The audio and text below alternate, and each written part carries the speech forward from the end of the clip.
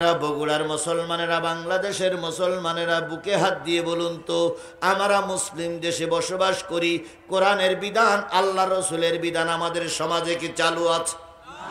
জোরে বলেন আছে? কোনো জায়গায় কি নাই? কোনো জায়গায় নাই। মসজিদে নাই, আছে? আছে?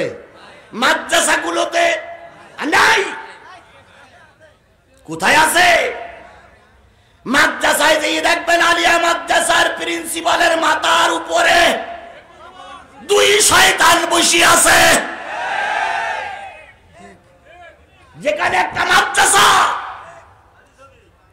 সেখানে জাতির পিতা নামক বঙ্গবন্ধুর ছবি কেন থাকবে? সেখানে অবৈধ সরকারের প্রধানমন্ত্রী, বিনা ভোটার প্রধানমন্ত্রী, এই জালেমের বাচ্চা জালেম মাদ্রাসায় থাকবে কেন? কেন? কেন? এত অবৈধ প্রধানমন্ত্রী, কথা বলে ঠিক না বেঠিক? বৈধ না অবৈধ? এই জোরে বলেন, বৈধ না অবৈধ? একই দিনের ভোটে নির্বাচিত না রাতের ভোটে নির্বাচিত? এ রাতের ভোটে নির্বাচিত না দিনের ভোটে নির্বাচিত? এ কলঙ্কিত না, এর কলঙ্কিত সন্তান, এর কোনো অধিকার নেই মাদ্রাসায় হুজুরদের মাথার পরে থাকা। তারপরও আমাদের মাথার পরে ওদেরকে দেখেছি, কথা বলেন ঠিক না বেঠিক? মসজিদগুলোয় ওরা ঢুকতে পারেনি ঠিকই, কিন্তু অনেক সময় মসজিদে ওদের জন্মদিন মৃত্যুদিন পালন করার জন্য আমাদের দেশের কিছু দালাল হুজুর ওদের ছবি ব্যানার টানিয়ে তারপরে সেখানে ওদের জন্মদিন পালন করেছে, কথা বলেন ঠিক না বেঠিক? খালি সব জায়গায় ওরাই ছিল। তাহলে মসজিদগুলো কোরআনের আইন দিয়ে কথা বলা যেত না, কোরআনের মাহফিলে কোরআন দিয়ে কথা বলা যেত না, মাদ্রাসায় কোরআন দিয়ে কথা বলা যেত না। তাহলে কোরআনের বিধান আমাদের সমাজে চালু না করা পর্যন্ত কি হওয়া যাবে না? এই আয়াতটা যখন নাজিল হলো, আল্লাহর নবী তখন হিজরত করে মদিনায় চলে গেছেন। কোথায়?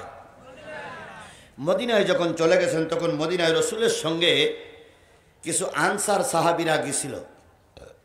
সকলের নিয়ত একরকম ছিল না। কেউ গিয়েছিল নারীর লোভে, কেউ নিয়েছিল গাড়ির লোভে, কেউ গিয়েছিল বাড়ির লোভে, কেউ গিয়েছিল সম্পদের লোভে।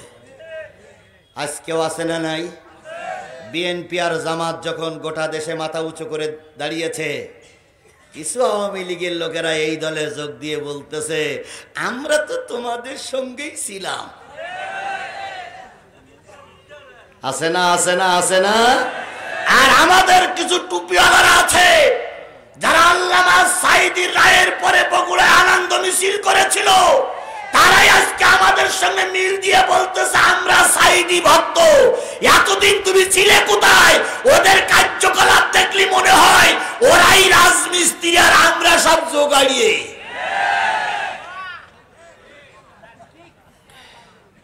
তাই মনে হচ্ছে না? তাই মনে হচ্ছে না?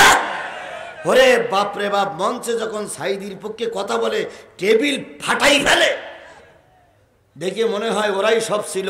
অথচ এই বিগত 15 বছর অনেক হুজুররা মুখ খুলিনি ভয়তে। কথা বলেন, কথা বলেন। আমার ভাইরা, কিছু লোক নবীর সঙ্গে হিজরত করলো নারীর লোভে, জমির লোভে, গাড়ির লোভে, বাড়ির লোভে। তার ভিতরে একজন লোক রসুলের সঙ্গে হিজরত করেছিলেন। এই লোকটা গিয়েছিলেন রসুলের কাছ থেকে কিছু ফায়দা লোটার জন্য। তার মাথায় টুপি ছিল, গায়ে পাঞ্জাবি ছিল, মুখি দাড়ি ছিল। এই লোকটা গিয়েছিল নবীর কাছ থেকে কিছু ফায়দা লোটার জন্য। উনি এবার নবীর কাছ থেকে কিছু ফায়দা লোটার জন্য যখন গেল, যখন মদিনার লোকেরা বাড়ি ছেড়ে দিল, জায়গা জমি ছেড়ে দিল, তখন আল্লাহ রসুল সবার মাঝে ভাগ করে দিলেন। যেই লোকটা সম্পদের লোভে গিয়েছিল, সেই লোকটা এক খণ্ড জমি পাইলেন। সুবহানাল্লাহ। এই জমিটা ছিল ছোট, খুব বেশি বড় না, রাস্তায় বেরোতে গেলে জায়গাটা একটু শর্ট। ওই লোকটা চিন্তা করলো, পাশে আছে এক ইহুদির জায়গা, আমার নবী ক্ষমতায় যদি ইহুদির জায়গাটা রাতারাতি দখল করে নিতে পারি, তাহলে আমার বাহির হওয়া জায়গাটা অনেক বড় হয়ে যাবে। তাই রাতারাতি পরের জায়গা দখল করা, এটা কি ইসলামের কাজ না শয়তানের কাজ? আরো জোরে বলেন, ইসলামের কাজ না শয়তানের কাজ? আমাদের লজ্জা হয়, লজ্জায় মাথাটা ছোট হয়ে যায়। আমি একজন চোকালা ব্যক্তি, মঞ্চে বসে আছি, সব চোকালা ব্যক্তি, কিছুই করতে পারিনি। একজন প্রতিবন্ধী অন্ধ মানুষ মাওলানা হাফেজ আবুল কালাম ভাই নিজে রিস্ক নিয়ে যে কাজটা করেছেন, আমরা তার কাজের জন্য লজ্জিত, আমরা তার কাজের জন্য একদিকে গর্বিত আর একদিকে লজ্জা পাই। তিনি চোখ নেই করেছেন, আমরা চোখ দিয়েও কিছু করতে পারলাম না। অথচ আমার সমাজে কিছু চোখলা নিমক হারামিরা ওনার বারে বারে কষ্ট দিয়েই যাচ্ছে। লজ্জা করা উচিত, লজ্জা করা উচিত, লজ্জা করা উচিত। কষ্ট করে কি দরকার ওনাকে এত রিস্ক নেবার?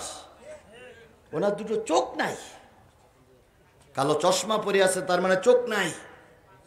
তিনি একটা প্রতিষ্ঠান চালাচ্ছে, আর আমি এখানে এসে শুনলাম তৎকালীন সরকারের কিছু গুন্ডা বাহিনী ওনার সেই প্রতিষ্ঠান সহ জায়গা নাকি রাতারাতি দখল করে নিয়েছিল। লজ্জা করা উচিত। কোন মা তোমাদের পেটে ধারণ করেছিল? কোন বাবা তোমাদের জন্ম দিয়েছিল? তোমরা লজ্জিত মায়ের কলঙ্কিত সন্তান। ছেলে সরো। এত বড় একটা কাজ যিনি করতে পারলেন, তার পিছনে আমাদের সহযোগিতা করা দরকার ছিল না? আরে বাবা, সহযোগিতা না করে তার জায়গা দখল করে নিস। বাবার পৈতৃক সম্পত্তি পেয়েছ,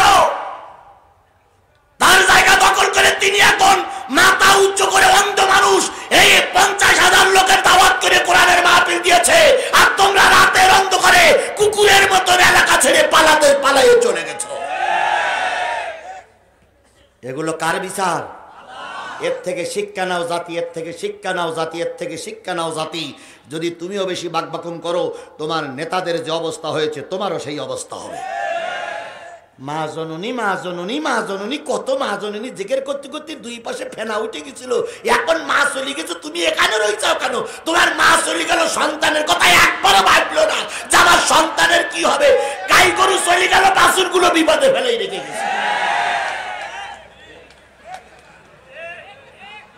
খালেদা জিয়ার নামে মামলা হয়েছিল, খালেদা জিয়া দীর্ঘদিন জেল কাটলো, বিদেশে চলে যায়নি। কথা বলেন, কথা বলেন, কথা বলেন।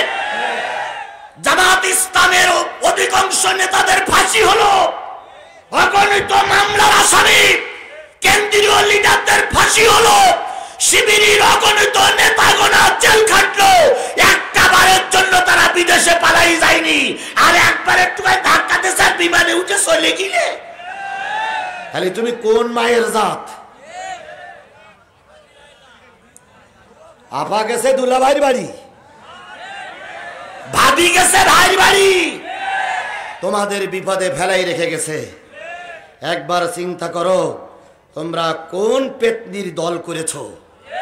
তোমাদের বিপদে ফেলাই যখন চলে গেল, একবারও চিন্তা করলো না যে আমি এতদিন ওরা রাস্তায় নামাইছিলাম, এখন যদি পালাই যায় তাহলে আমার এই সন্তানদের হবে কি? একটা বারের জন্য চিন্তা করলো না। এ হইল ডাইনি বুড়ি, এ হইল ডাইনি মা। এর সেই ভালোবাসা আমার কাছে আর নেই। কথা বোঝেন, কথা বোঝেন। যদি পাশের থেকে ওঠে জেনে নেবেন ওইটাই আমলিক। খেয়াল করবেন, যেটা উঠবে বুঝবেন ও আমলিগের লোকটাই চলে গেল। হয় ও আমলিক, নাই ওর বাপ আমলিক, নাই ওর দাদা আমলিক, নাই ওর 14 গোষ্ঠী আমলিক, নাই ওর শ্বশুর আমলিক। নতুবা কোরআনের মাহফিল থেকে ওঠে কেন? যেটা উঠবে ওটা আমলিকের দালাল, নাই শয়তানের দালাল।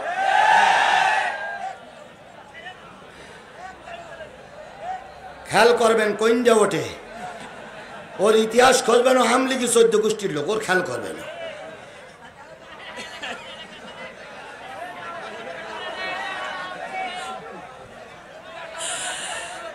আল্লাহ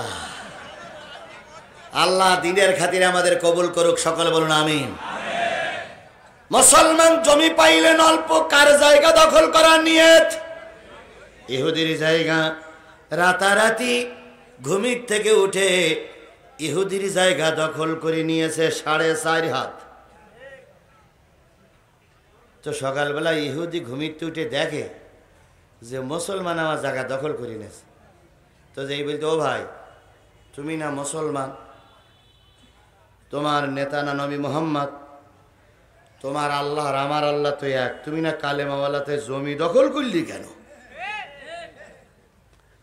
তখন এই মুসলমানরা জমির লোভে মক্কা থেকে হিজরত করে মদিনায় গেছে। সে কলার নাড়াতে বলতেছে, আমার সেনো,